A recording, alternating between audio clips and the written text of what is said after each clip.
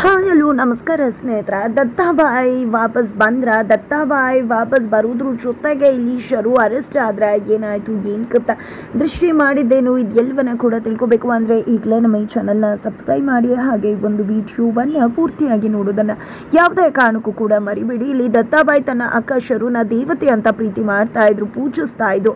ಇಲ್ಲಿ ಅಮ್ಮ ಅಬ್ಬಕ್ಕನನ್ನ ಎಷ್ಟು ಗೌರವದಿಂದ ಪೂಜಿಸಿ ನಡ್ಕೋತಾ ಇದ್ರು, ಪ್ರೀತಿ ಮಾಡ್ತಿದ್ರು. ದತ್ತಾಬಾಯಿ ಅಷ್ಟೇ ಗೌರವವನ್ನು ಕೂಡ ಇಲ್ಲಿ ಶರುಗೆ ಕೊಟ್ಟಿದ್ರು. ಶರು ತನ್ನ ಪಾಲಿನ ದೇವತೆ, ಶರು ಅಕ್ಕ ತನ್ನ ಒಂದು ಪಾಲಿನ ಇನ್ನೊಂದು ತಾಯಿ ಅಂತ ಹೇಳಿ ದತ್ತ ಭಾವಿಸಿದ್ರು. ಬಟ್ ಅದೆಲ್ಲದಕ್ಕೂ ಕೂಡ ತದ್ವಿರುದ್ಧ ಅನ್ನೋದು ದತ್ತಾಗೆ ಗೊತ್ತೇ ಇರಲಿಲ್ಲ. ನಿಜವಾಗ್ಲೂ ಮೊದಲನೇ ದಿನದಿಂದ ಕೂಡ ದತ್ತನನ್ನ ದ್ವೇಷಿಸ್ತಾ ಬಂದಂಥ ಶರು, ಹೇಮಾ ಮತ್ತು ನೇತ್ರ ಮನಸ್ಸಲ್ಲೂ ಕೂಡ ಇಲ್ಲದಿರ್ತಕ್ಕಂಥ ದ್ವೇಷ ಭಾವನೆಯನ್ನು ಹುಟ್ಟಾಕಿದ್ರು. ಆದರೆ ಒಂದು ಕ್ಷಣ ಯಾವಾಗ ಇಲ್ಲಿ ದತ್ತಾಬಾಯಿ ಇನ್ನಿಲ್ಲ ಅನ್ನೋ ಒಂದು ಸತ್ಯ ಗೊತ್ತಾಗುತ್ತೋ, ಹೇಮಾ ಮತ್ತು ನೇತ್ರ ನಿಜವಾಗ್ಲೂ ಕುಸ್ತು ಹೋಗ್ಬಿಡ್ತಾರೆ.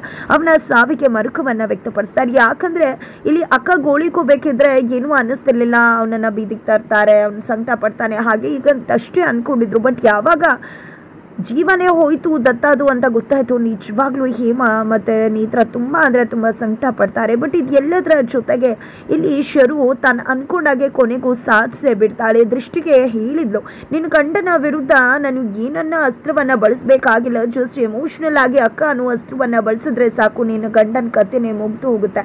ಅದೇ ಅಸ್ತ್ರವನ್ನು ಯೂಸ್ ಮಾಡ್ಕೊಂಡಿದ್ರೆ ನಿನ್ನ ಗಂಡನ ಕತ್ತಿಯನ್ನು ಮುಗಿಸ್ತೀನಿ ಅಂತ. ಬಟ್ ಅಷ್ಟು ಸೀರಿಯಸ್ ಆಗಿ ತಗೊಳ್ಳಿಲ್ಲ ಇಲ್ಲಿ ದೃಷ್ಟಿ.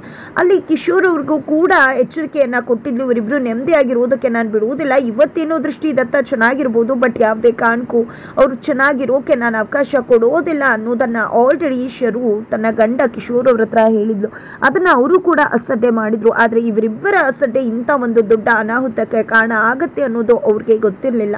ಇಲ್ಲಿ ದತ್ತಾಬಾಯಿ ಹತ್ರ ದೃಷ್ಟಿ ಮಾತು ತಗೊಂಡಿದ್ಲು, ನೀವು ರೌಡಿಸಮನ್ನ ಬಿಡಬೇಕು ಅಂತ. ದತ್ತಾಬಾಯಿ ಕೂಡ ದೃಷ್ಟಿಗೆ ಮಾತು ಕೊಟ್ಟಿದ್ರು, ರೌಡಿಸಮನ್ನ ಬಿಡ್ತೀನಿ, ಬಟ್ ಅದಕ್ಕೂ ಮುನ್ನ ನಿನ್ನ ಬಣ್ಣವನ್ನ ರಿವೀಲ್ ಮಾಡಿದ ಆ ಕರೀಂ ಯಾರು, ಅವನನ್ನ ಕಳಿಸಿದ್ಯಾರು, ಯಾಕೆ ಅವನು ಇಲ್ಲಿಗೆ ಬಂದು ನಿನ್ನ ಬಣ್ಣವನ್ನ ರಿವೀಲ್ ಮಾಡ್ದ, ಅವನು ಹೇಗೆ ನಿನ್ನ ಬಣ್ಣದ ಸತ್ಯ ಗೊತ್ತಿತ್ತು, ಇದೆಲ್ಲವನ್ನ ಕೂಡ ನಾನು ಮೊದಲು ಕಂಡು ಹಿಡಿಬೇಕು, ಅವರಿಗೆ ಶಿಕ್ಷೆ ಕೊಡಿಸ್ಬೇಕು, ತದನಂತರನೇ ನಾನು ರೌಡಿಸಮನ್ನ ಬಿಡೋದು ಅಂತ ಹೇಳಿರ್ತಾರೆ.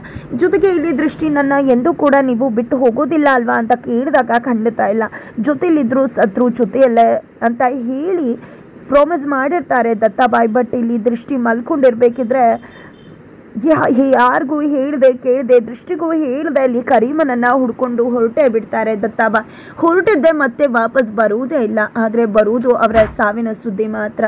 ಇಲ್ಲಿ ಶರು ಕೋಟಿ ದುಡ್ಡನ್ನ ಟ್ರಾನ್ಸಾಕ್ಷನ್ ಮಾಡಿರ್ತಾಳೆ ಕರೀಂ ಜೊತೆ. ಬಿಕಾಸ್ ಇಲ್ಲಿ ಕರೀಂಗೆ ಕೋಟಿ ದುಡ್ಡನ್ನ ಕೊಟ್ಟು ಡೀಲ್ ಮಾಡ್ಕೊಂಡಿರ್ತಾಳೆ. ನಾನು ಅಮಾವಾಸ್ಯೆ ದಿನ ದತ್ತನನ್ನ ಕಳಿಸ್ತೀನಿ, ಅದೇ ದಿನ ದತ್ತನ ಕಥೆಯನ್ನ ನೀನು ಮುಗಿಸ್ಬೇಕು ಅಂತ. ಇಲ್ಲಿಂದ ಕಳಿಸೋದು ಶರು ಜವಾಬ್ದಾರಿ ಆಗಿರತ್ತೆ. ಅದೇ ರೀತಿ ಪ್ಲಾನ್ ಮಾಡಿ ದತ್ತ ಮನೆಯಿಂದ ಹೋಗುವಾಗೆ ಶರು ಮಾಡ್ತಾಳೆ. ಅಲ್ಲಿ ಶರು ಅನ್ಕೊಂಡಾಗೆ ಕರೀಂ ದತ್ತನ ಕಾರನ್ನು ಅಟ್ಯಾಕ್ ಮಾಡ್ತಾರೆ. ದತ್ತನ ಕಾರನ್ನು ಅಟ್ಯಾಕ್ ಮಾಡಿದ್ದೆ ಆಕ್ಸಿಡೆಂಟನ್ನು ಮಾಡೇ ಬಿಡ್ತಾರೆ. ಈ ಒಂದು ವಿಷಯ ಶರುಗೆ ಗೊತ್ತಾಗ್ತಿದ್ದಾಗೆ ಕುಣಿದು ಕುಪ್ಪಳಿಸ್ಬಿಡ್ತಾಳೆ. ತಾನು ಅನ್ಕೊಂಡಿದ್ದೆನ ಬಂದೇ ಬಿಡ್ತು. ಕೊನೆಗೂ ನಾನು ಅನ್ಕೊಂಡಿದ್ದ ಗಾಳಿಗೆ ಬಂತು, ದತ್ತ ನನ್ನ ಶತ್ರು, ಇನ್ನೆಲ್ಲ ನನ್ನ ಶತ್ರು ದತ್ತಾಬಾಯಿ, ಕೊನೆಗೂ ಅವನ ಕಥೆಯನ್ನು ಮುಗಿಸ್ಬಿಟ್ಟೆ ಅಂತ ಹೇಳಿ ಖುಷಿಯಿಂದ ಸಂಭ್ರಮಿಸ್ತಾಳೆ. ಆದರೆ ದತ್ತ ಕಾಣಿಸ್ತಿಲ್ಲ ಅಂತ ಹೇಳಿ ದೃಷ್ಟಿ ಸೈಲೆಂಟ್ ಬಜರಂಗಿ ಎಲ್ಲ ಕಡೆ ಹುಡುಕ್ತಿದ್ದಾರೆ, ಬಟ್ ಎಲ್ಲೂ ದತ್ತನ ಸುಳಿವು ಸಿಗ್ತಾ ಇಲ್ಲ.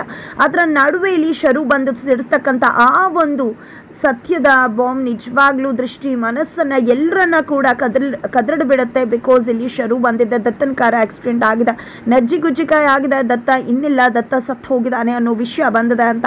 ಬಟ್ ಇಲ್ಲಿ ತನ್ನ ತಮ್ಮ ಸತ್ತೋದ ಅಂತ ಹೆವಿ ಡ್ರಾಮಾ ಮಾಡಿಕೊಂಡು ಶರು ಗೋಳಾಡ್ತಾ ಇದ್ರೆ ಇಲ್ಲಿ ದೃಷ್ಟಿ ಇಲ್ಲ, ನನ್ನ ಗಂಡ ಸಾಯೋದಕ್ಕೆ ಸಾಧ್ಯನೇ ಇಲ್ಲ, ನಾನು ಅದನ್ನು ನಂಬೋದಿಲ್ಲ ಅಂತಾಳೆ. ಬಟ್ ಆಕೆ ನಂಬಲಿಲ್ಲ ಅಂದರೂ ಕೂಡ ಟಿವಿಯಲ್ಲಿಯೂ ಕೂಡ ಅದೇ ಪ್ರಸಾರ ಆಗ್ತದೆ, ಅದನ್ನು ನಂಬಲೇಬೇಕಾಗುತ್ತೆ. ಇಡೀ ಮನೆ ಮಂದಿ ನಂಬ್ಕೋತಾರೆ. ಬಟ್ ದೃಷ್ಟಿ ಮಾತ್ರ ನನ್ನ ಗಂಡ ನನಗೆ ಮಾತು ಕೊಟ್ಟು ಹೋಗಿದ್ದಾರೆ, ನಾನು ನೇರವಾಗಿ ಅವರನ್ನ ನೋಡೋ ತನಕ ಈ ಒಂದು ವಿಷಯವನ್ನ ನಂಬೋದಿಲ್ಲ ಅಂತ ಹೇಳಿ ತನ್ನ ಗಂಡ ಬದುಕಿದ್ದಾರೆ ಅಂತ ಹೇಳಿ ಧೈರ್ಯವಾಗಿ ನಾನು ಗಂಡನನ್ನ ಹುಡ್ಕೋದಕ್ಕೆ ಮುಂದಾಗ್ತಿದ್ದಾಳೆ ದೃಷ್ಟಿ. ಬಟ್ ಇಲ್ಲಿ ಶರು ಮಾತ್ರ ನೀನು ಸತ್ಯ ನಂಬಿದ್ರು ಬಿಟ್ಟರು ಖಂಡಿತ ಇದೇ ಸತ್ಯ, ಯಾವುದೇ ಕಾರಣಕ್ಕೂ ನನ್ನ ತಮ್ಮ ಬದುಕಿ ಬರೋದಕ್ಕೆ ಸಾಧ್ಯ ಇಲ್ಲ, ನನ್ನ ತಮ್ಮ ತೀರಿ ಹೋಗಿದ್ದಾನೆ ಅಂತ ಹೇಳಿ ಗೋಡೆ ಮೇಲೆ ಫೋಟೋವನ್ನು ಹಾಕಿ ಅದಕ್ಕೆ ಹಾರ ಹಾಕಲಿಕ್ಕೆ ಶರು ಮತ್ತು ಹಿಮ ಮುಂದಾಗ್ತಾರೆ. ಬಟ್ ದೃಷ್ಟಿ ಬಂದಿದ್ದ ನನ್ನ ಗಂಡಂಗೆ ಯಾರ್ಯಾರು ಹಾರ ಹಾಕಿದ್ರೆ ಖಂಡಿತ ಯಾರನ್ನ ಕೂಡ ಸುಮ್ಮನೆ ಬಿಡುವುದಿಲ್ಲ ನಾನು, ಯಾಕಂದರೆ ನನ್ನ ಗಂಡ ಬದುಕಿದ್ದಾರೆ ಅಂತ ಹೇಳಿದ್ರು. ಇಲ್ಲಿ ಶರು ಹೇಮ ಹಾರ ಹಾಕಲಿಕ್ಕೆ ಮುಂದಾಗ್ತಾರೆ. ಇಬ್ರಿಗೂ ಕೂಡ ಕರೆಕ್ಟಾಗಿ ಸರಿಯಾಗಿ ಬಾರಿಸೇ ಬಿಡ್ತಾಳೆ ದೃಷ್ಟಿಯ ಈ ಅವತಾರಕ್ಕೆ ನಿಜವಾಗ್ಲೂ ಹೇಮ ಬೆಚ್ಚಿ ಬೀಳ್ತಾರೆ. ಜೊತೆಗೆ ಶರುಗೆ ನಿನ್ನ ಆಸೆ ಖಂಡಿತ ಈಡೇರೋ ಹಾಗೆ ಕಾಣ್ತಿಲ್ಲ. ದತ್ತ ಇನ್ನಿಲ್ಲದೆ ಇರಬಹುದು, ಬಟ್ ಇಲ್ಲಿ ದೃಷ್ಟಿ ಇನ್ನೂ ಕೂಡ ಇದ್ದಾಳೆ. ಅವಳು ನಿನ್ನ ಆಸೆ ಕನಸನ್ನು ಈಡೇರಿಸೋದಿಲ್ಲ ಅಂತ ಹೇಳಿದಾಗ ಯಾರು ಏನು ಮಾಡ್ಕೊಳಕ್ಕಾಗೋದಿಲ್ಲ. ನನ್ನ ಪಟ್ಟಾಭಿಷೇಕ ಹಾಗೆ ಆಗತ್ತೆ. ದತ್ತನ ಜಾಗಕ್ಕೆ ನಾನು ಬಂದು ಕೂರ್ತೀನಿ. ಸೈಲೆಂಟ್ ಮತ್ತೆ ಬಜರಂಗಿ ನನ್ನ ಮಾತು ಕೇಳಿದ್ರೆ ಉಳ್ಕೋತಾರೆ, ಇಲ್ಲ ಅವ್ರನ್ನೂ ಮನೆಯಿಂದ ಆಚೆ ಹಾಕ್ತೀನಿ. ಈ ದೃಷ್ಟಿ ವಿಧವೆ ಆಗಿದ್ದಾಳೆ, ಗಂಡನ ಗೋಳಾಡ್ತಾ ಸುಮ್ಮನಿದ್ರೆ ಸರಿ, ಅದನ್ನ ಬಿಟ್ಟು ಎಗ್ರಾಡಿದ್ರೆ ಖಂಡಿತ ಅವಳನ್ನ ಕೂಡ ಮನೆಯಿಂದ ಹೊರಗಡೆ ದಬ್ತೀನಿ ಅಂತ ಹೇಳ್ತಾರೆ. ಬಟ್ ಇಲ್ಲಿ ದೃಷ್ಟಿ ಮತ್ತೆ ಕಿಶೋರ್ ಸುಮ್ಮನೆ ಕುತ್ಕೊಂಡಿಲ್ಲ. ಶರು ವಿರುದ್ಧ ಎಲ್ಲ ಒಂದು ಸಾಕ್ಷಿಯನ್ನ ಕಲೆ ಹಾಕಿದ್ದಾರೆ. ಅವಳ ಹತ್ರನೇ ಇರ್ತಕ್ಕಂಥ ಸಾಕ್ಷಿಯನ್ನ ತುಂಬಾ ಹುಷಾರಾಗಿ ತಮ್ಮ ತೆಕ್ಕೆಗೆ ತಗೋತಾರೆ. ಇಲ್ಲಿ ಪಟ್ಟಾಭಿಷೇಕ ಆಗ್ತಿರೋದ್ರಿಂದ ಮನೆ ದೇವರ ದೇವಸ್ಥಾನಕ್ಕೆ ಎಲ್ಲರೂ ಕೂಡ ಹೋಗಿ ಅಂತ ಶರು ಕಳಿಸ್ತಾರೆ. ಇಲ್ಲಿ ಕಡೀಮನನ್ನ ಕರೆಸ್ಕೊಂಡು ಪಾರ್ಟಿ ಮಾಡಬೇಕು ಅಂತ ಶರು ಅನ್ಕೋತಾರೆ. ಬಟ್ ವಾಪಸ್ ಮನೆಯವ್ರು ಎಲ್ಲರೂ ಅಲ್ಲಿಗೆ ಎಂಟ್ರಿ ಕೊಡ್ತಾರೆ. ದೇವಸ್ಥಾನಕ್ಕೆ ಹೋಗಿದ್ದೀವಿ ಅಂತ ಹೇಳಿದವ್ರು ಎಲ್ಲರೂ ಕೂಡ. ಬಟ್ ಕರೀಂ ಬಂದ ಅನ್ನೋ ಖುಷಿಯಲ್ಲಿ ಶರು ಎಕ್ಸೈಟ್ ಆದರೆ ಅಲ್ಲಿ ಬರೋದು ದೃಷ್ಟಿ ಮತ್ತು ಮನೆಯವರು. ಅವ್ರು ಎಲ್ಲರನ್ನ ಕೂಡ ನೋಡಿದೆ. ಇಲ್ಲಿ ಶರುಗೆ ಶಾಕ್ ಆಗುತ್ತೆ. ನೀವೇನು ಇಲ್ಲಿ ಅಂತ ಕೇಳ್ತಿದ್ರೆ ಯಾಕೆ ಶಾಕ್ ಆಗ್ತಿದೆಯಾ, ದೇವಸ್ಥಾನಕ್ಕೆ ಹೋದವ್ರು ಹೇಗೆ ವಾಪಸ್ ಬಂದರು, ಕರೀಂ ಬರಬೇಕಿತ್ತಲ್ಲ ಅಂತ ಪಾಪ ಕರೀಂಗೋಸ್ಕರ ಎಕ್ಸ್ಪೆಕ್ಟ್ ಮಾಡ್ತಿದ್ದೆ ಅನ್ಸುತ್ತಲ್ವ. ಬಟ್ ಕರೀಂ ಬರೋದಿಲ್ಲ, ಯಾಕಂದರೆ ಆಲ್ರೆಡಿ ಅವನು ಪೊಲೀಸ್ ಸ್ಟೇಷನ್ಗೆ ಹೋಗಿದ್ದಾಗಿದೆ, ಜೈಲ್ ಸೇರಿದ್ದಾಗಿದೆ, ಕಂಬಿಯಿಂದ ನಿಂತಿದ್ದಾನೆ, ಅವನು ಕಂಬಿ ಎಣಿಸ್ತಿದ್ದಾನೆ ಅಂತ ಹೇಳ್ತಾರೆ. ಈ ಕಡೆ ಶರುಗೆ ಹೆದರಿಕೆನೆ ಶುರು ಆಗ್ಬಿಡತ್ತೆ. ತದನಂತರ ನೀನೇ ಅಲ್ವಾ ನನ್ನ ಗಂಡನ ಕರೀಂ ಮುಖಾಂತರ ಸಾಯಿಸೋಕೆ ಮುಂದಾಗಿದ್ದು, ಆಕ್ಸಿಡೆಂಟ್ ಮಾಡಿಸಿದ್ದು, ಎಲ್ಲದಕ್ಕೂ ಕೂಡ ಪ್ರೂಫ್ ಇದೆ ಅಂತ ಹೇಳಿ ಎಲ್ಲ ಪ್ರೂಫ್ಗಳನ್ನು ಕೂಡ ದೃಷ್ಟಿ ಮುಂದಿಡ್ತಾಳೆ. ಬ್ಯಾಂಕ್ ಸ್ಟೇಟ್ಮೆಂಟ್ ಜೊತೆಗೆ ಮೆಸೇಜಸ್ ಎಲ್ಲವನ್ನ ಕೂಡ ತೋರಿಸಿದಾಗ ಶರು ಒಪ್ಕೊಳ್ಳೇಬೇಕಾಗತ್ತೆ. ಅಲ್ಲಿ ತನಕ ನಾನು ಮಾಡಿಲ್ಲ ಅಂತಾನೆ ಹೇಳ್ತಾ ಇದ್ರು ಶರು. ದತ್ತನ ಸಾವಿಗೆ ನಾನು ಕಾರಣ ಅಲ್ಲ ಅಂತ, ಬಟ್ ಸಾಕ್ಷಿ ತೋರಿಸಿದ್ದೆ, ಹೌದು ನಾನೇ ಮಾಡಿದ್ದು. ನನ್ನ ಅಪ್ಪನ ಕಥೆಯನ್ನು ಮುಗಿಸ್ದ ಅವನು, ನನ್ನ ಅಪ್ಪನ ನನ್ನಿಂದ ದೂರ ಮಾಡ್ದ, ನನ್ನ ಪ್ರೀತಿಯನ್ನು ಕಿತ್ಕೊಂಡ ಅಂತ ಅಂದ ಮೇಲೆ ಅವನು ಕೂಡ ಅವನ ಕಥೆಯನ್ನು ಮುಗಿಸಿದ್ದೀನಿ. ನಾನು ಮಾಡಿದ್ರಲ್ಲಿ ಏನೂ ಕೂಡ ತಪ್ಪಿಲ್ಲ, ನಾನು ಸರಿಯಾಗಿ ನಡ್ಕೊಂಡಿದ್ದೀನಿ, ನಾನು ಸರಿಯಾಗಿ ಮಾಡಿದ್ದೀನಿ ಅಂತ ಹೇಳ್ತಾಳೆ. ಈ ಕಡೆ ನೀನು ಒಂದು ಪಾಪಿ, ಒಂದಿನ ಕೇಳಿದರೆ ನನ್ನ ಗಂಡ ಅಂತ ತಪ್ಪು ಮಾಡಿರೋದಕ್ಕೆ ಸಾಧ್ಯನೇ ಇಲ್ಲ, ಏನಾಗಿತ್ತು ಅಂತ ಹೇಳ್ತಿದ್ರು.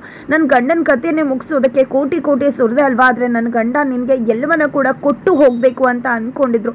ನಿನ್ನಂಥ ಪಾಪಿಗೆ ಶಿಕ್ಷೆ ಕೊಟ್ಟರೆ ನನ್ನ ಗಂಡಂಗೆ ಅದಿಷ್ಟ ಆಗೋದಿಲ್ಲ, ಯಾಕಂದರೆ ನಿನ್ನ ದೇವತೆ ಅಂತ ಪೂಜಿಸ್ತಿದ್ರು. ನನ್ನ ಗಂಡನ ಮನಸ್ಸಿಗೆ ಹಸಿ ಮಾಡೋದಕ್ಕೆ ಇಷ್ಟಪಡುವುದಿಲ್ಲ ನಾನು, ಇಲ್ಲಿಂದ ಹೊರಟು ಹೋಗು ಅಂತ ಹೇಳಿದ್ದೆ. ದೃಷ್ಟಿ ಮನೆಯಿಂದ ಹೊರಗಡೆ ದಬ್ಬೆ ಬಿಡ್ತಾಳೆ ಶರುನ. ತದನಂತರ ಶರು ನಾಯ್ಬಾಲ ಡೊಂಕು ಅನ್ನೋ ಹಾಗೆ ಸರಿ ಹೋಗೋದಿಲ್ಲ, ಮನೆಯಿಂದ ಹೊರಗಡೆ ಹೋಗಬೇಕಾಗತ್ತೆ. ಜೊತೆಗೆ ಈ ಕಡೆ ನೇತ್ರ ಮತ್ತು ಹಿಮ ಇಬ್ಬರು ಕೂಡ ದೃಷ್ಟಿಯ ಕಾಲಿಟ್ಕೊಂಡು ಕ್ಷಮೆ ಕೇಳ್ತಾರೆ. ತದನಂತರ ಇಲ್ಲಿ ದೃಷ್ಟಿ ಅವರನ್ನು ಕ್ಷಮಿಸಿ, ನಿಮ್ಮ ಅಣ್ಣ ನಿಮ್ಮನ್ನೇ ಹೇಗೆ ನೋಡ್ಕೋತಿದ್ರು ಅದೇ ರೀತಿ ನಾನು ಇನ್ನು ಮುಂದೆ ನೋಡ್ಕೋತೀನಿ ಅನ್ನೋ ಭರವಸೆಯನ್ನು ಕೊಡ್ತಾರೆ. ಇಲ್ಲಿ ಅಣ್ಣನ ಪಟ್ಟಾಭಿಷೇಕವನ್ನು ಇಲ್ಲಿ ದೃಷ್ಟಿಗೆ ಮಾಡೋದ್ರ ಮುಖಾಂತರ ಇಲ್ಲಿ ಹಿಮ ಮತ್ತು ನೇತ್ರ ಇಬ್ಬರು ಕೂಡ ಒಳ್ಳೆಯವರಾಗ್ತಾರೆ. ಈ ಕಡೆ ದೃಷ್ಟಿ ಕೂಡ ತನ್ನ ಗಂಡನ ಆಸೆ ಏನಿತ್ತು ಆ ರೀತಿಯಾಗಿ ಇನ್ನು ಮುಂದೆ ಬದುಕ್ತೀನಿ, ಜನಗಳ ಸೇವೆ ಮಾಡ್ತಾ ಅವ್ರ ಸ್ಥಾನದಲ್ಲಿ ನಿಂತು ಅದಕ್ಕೆ ನ್ಯಾಯ ಸಲ್ಲಿಸ್ತೀನಿ ಅಂತ ಹೇಳಿದ್ರು ಮುಖಾಂತರ ಈ ಒಂದು ಕಥೆಗೆ ಒಂದು ಕ್ಲೈಮ್ಯಾಕ್ಸ್ ಸಿಗತ್ತೆ. ಕೊನೆಗೂ ದತ್ತಾಬಾಯ್ನ ಮುಗಿಸೋದ್ರಲ್ಲಿ ಶರು ಯಶಸ್ವಿ ಆಗ್ತಾರೆ. ದತ್ತಾಬಾಯ್ ಸೈಲೆಂಟ್ ಅಲ್ಲಿ ಆಕ್ಸಿಡೆಂಟ್ ಆಗಿ ಸಾಯ್ತಾರೆ. ಈ ಕಡೆ ದೃಷ್ಟಿ ಅವರ ಜಾಗದಲ್ಲಿ ನಿಂತು ಕೂಡ ನಿಭಾಯಿಸ್ಕೊಂಡು ದತ್ತನ ಜಾಗದಲ್ಲಿ ಕೂತು ಎಲ್ಲವನ್ನ ಕೂಡ ಮುಂದೆ ಮುನ್ನಡೆಸ್ತಾರೆ.